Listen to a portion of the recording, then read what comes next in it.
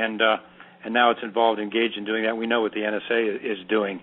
What I found, and I think what people need to be aware of, both in the intelligence community, especially in the military, is they've developed a sophisticated mechanism to conceal their unconstitutional activity and illegal operations. They have perfected this thing since about 1953 or so, and they have a system that is very difficult to penetrate. Benghazi is an example of that, and I'll touch on that a little bit later. But the weapon they used is a little-known weapon called the State's Secrets Privilege. And there's only been a couple of books written about that. I go into it in great detail in my book. But the government, the intelligence community, NSA, CIA specifically, will use the State's Secrets Privilege to shut down any case trying to shine a light on what it's doing. For example, the NSA domestic spying program, the NSA is using the State's Secrets Privilege right now to shut down lawsuits about entering into Google and the other search engines. They're using the secrets privilege to shut the case down, seal the evidence from Congress so that no one will ever see the program, the details, or what it's doing. So the state secrets privilege is extremely important to know about, and I'll explain a little bit why a little bit later as I go on here. I didn't know the extent of the constitutional violations within the CIA and the intelligence community until I challenged the secret system myself, personally. Then I saw the dark side of the CIA firsthand. And let me go into that story a little bit, if I may. I was second in command on a secret government facility, assigned to housing with my wife and my 3 children. They were young at the time. We moved into the house, and I was doing my operations there that I was assigned to do. And within about 3 months, my children began bleeding from their noses, all of them. We started seeing bruising all over their bodies. They were vomiting. They started having headaches so severe that they required morphine. They lost their short-term memory. My wife was bedridden. She couldn't even remember where she put her car keys. Her headaches were so bad. She was suffering from a kind of dementia almost. Everyone had strange rashes on the exposed areas of their skin. They were seriously ill, and I knew that. I asked my agency to help find out what was going on in or under that house. They refused, citing the sensitivity of what they were doing there. Just basically refused and left us out in the cold. So I took the family, without them knowing it, to several doctors and immunologists and had them tested. And the blood tests and the immune system test showed that their immune systems were so severely damaged. In the case of my oldest son, it was potentially fatal. It could have killed them essentially. And when I asked the doctor, what could cause this? Well, he said, they've been exposed to some significant toxin, and in your oldest son's case, it's similar to being exposed to a burst of radiation. He's been exposed to something very, very bad. 4 of the neighbors around us were experiencing identical symptoms, and 2 of them had developed blood cancer. So there was something very, very wrong. So I raised the flag. I raised the flag to headquarters, saying people are dying here. We got a real problem. There's something very, very wrong. We need someone to come out and test these houses and to do it as soon as possible. Please. I did it through channels professionally. Shockingly, I got the report back. They refused to test the houses. I was ordered to be quiet. As a matter of fact, I was ordered not to communicate with Washington, D.C. at all from that location any longer. So what I did was I conducted my own secret tests of the house, took samples, sent them away to some national experts on toxic exposure. One weekend I secretly flew my oldest son to an immunologist in the Midwest who did his blood testing and told me that his immune system was almost completely shot. I interviewed witnesses on the base they were loyal to me because they knew that I was kind of correcting some of the security issues there. We found out that the house was built on old munitions. There was a black substance growing all through the walls and the ceiling and in the crawl space. The water was contaminated. My son found a fragment of a shell, said mustard gas on it, and so it was pretty clear to me that there was something there that they needed to test and get us all out of there. Essentially, what happened was a huge battle ensued. Our house was broken into. All of the reports and doctors' diagnoses that I sent back to Washington mysteriously disappeared. it got to the point where we finally got a hazmat company to come in and do their own evaluation. They did and said, yeah, your place is infested with toxins, and it's so bad that all of your possessions, personal things, are going to have to be destroyed. So we sat there, and especially my children in the yard, while people dressed in hazmat suits boxed up all of our belongings, including my kids' toys, and carted them away in a truck to be burned. So we lost everything. So I filed, once again, being a good officer, I filed an internal grievance with all the evidence, the doctor's reports, the environmental tests that I had taken, photographs of this black stuff in the walls, sent it through the internal official system, which is, everything is marked and tracked. Never heard back. When I went up to visit headquarters, I went into the internal areas, located the person in charge, and found out that my grievance had disappeared completely from the entire internal system. And the guy who didn't know what was going on told me it's been lost. And I said, well, what do you mean it's been lost?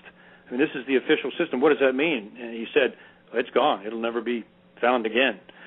So I moved on. We got back. They vacated us out of the house we were out for about 5 days. The house was locked. It was quarantined. While we were away, the house was broken into. I trapped the house, some of the oldest tricks in the book, tape seals on the windows, and Radio Shack voice-activated tape recorder, and a cheap motion alarm. So if someone came in, the voice-activated tape recorder would go on, and it would record you went everything. Old school. Oldest tricks in the book. Everything any PI knows, and it worked. We heard the rustle, heard them come through the door. Couldn't tell what they were doing, but we went back into the bedroom and we found someone had painted a chemical on the ceiling over where some of these toxins we had identified with UV light, where some of these toxins were. They had painted a chemical substance. You could see the brush strokes that lit up under UV light over where this toxin was. So they broke into our house. Then the family began to be followed on and off the base. We were being surveilled from the woods. The guards, who had become friends of mine because I was helping them out, advised us that all the records of the break into our house that I reported and the condition of the house and the illnesses all had been secretly removed from the records, and one of the folks signed a signed statement that he was there when they did that. And then immediately I was ordered to return to Washington, D.C., so we traveled back there, checked in. We lived in a hotel for about 30 days, I think it was, and that's when the fun began. I was taken in to interrogations, me against several of them, and they would interrogate me for an hour or two and try to get me to recant the evidence that I had provided in my grievance document. And of course, in more professional terms, I told them, basically to pound sand. That just wasn't going to happen. So meeting after meeting like that, they couldn't get me to recant what I had written, and plus I had the evidence and the doctors and blood test results. So they ordered me to undergo CIA blood and psychological testing at CIA headquarters. Now, the blood tests and my family's diagnosis of PTSD were two of the big pieces of evidence that I had sent them. So now they're trying to get me to go in there and psychologically test me. Now, I know them, so I knew what they were doing. And they'd come out with their own blood tests and probably label me as paranoid or a disgruntled employee and the kind of things I saw done in the counterintelligence center. So I knew how they worked, and when they asked me to report for those blood tests and psychological testing, I respectfully said, no, I don't think I'm going to do that. So I got a very courageous Texas attorney to help us in our case, and he'll be a lifelong friend. He saw all of this himself. He can't talk about it because he's bound by an agreement. But he and I went to CIA headquarters to discuss my grievance and the evidence in my grievance. They harassed us there. We sat there for an hour or so, and basically apparently they wanted us to sit there for hours for some reason. So we got up. My attorney said, we're going. They're not going to treat us like this. We walked out. They came out yelling. There was an altercation in the hallway there, and we advised them, look, you have no control over us. We're leaving, and there's nothing you can do about it.